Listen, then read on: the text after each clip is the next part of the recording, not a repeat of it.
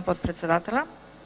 Сосема накратко заради информација на јавноста во однос на измените и дополнувањата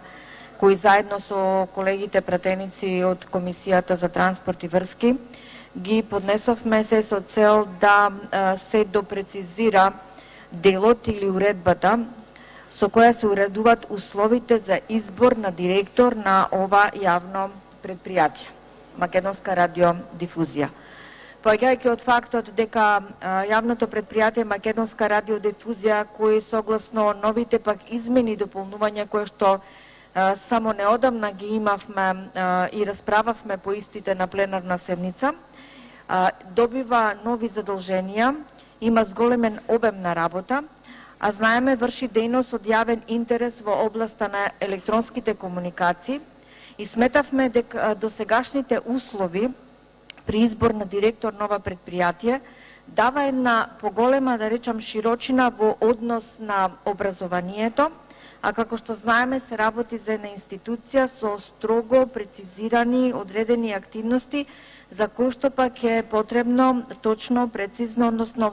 специфичност во образованието, во делот или во областа на електротехничките науки, за да ова институција нели биде раководена од кадар кој што прво добро ќе ја познава материјата, ако сакаме да имаме успешност во работењето и се разбира во раководењето на предпријатието.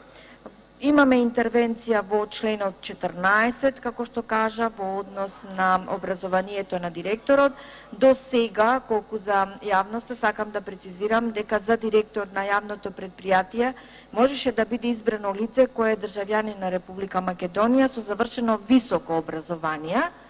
и тука интервенираме. И се кажува понатаму со работно искуство најмалку 5 години во областа на радиодифузијата или електронските комуникации. Ние сметавме дека ова треба да биде точно прецизирано и затоа баравме тоа да биде во членот 1, со кој што го изменуваме членот 14, од областа на електротехничките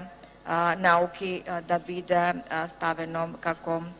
предлог измена. Сметам дека е од исклучителна важност, не е измената од голем обем, затоа баравме и во скратена постапка, за да може јавното предпријатие, доколку сака да направи соодветен избор, тоа да му го овозможиме. Ви благодарам и се надевам дека колегите пратеници ќе прифатат ова измена.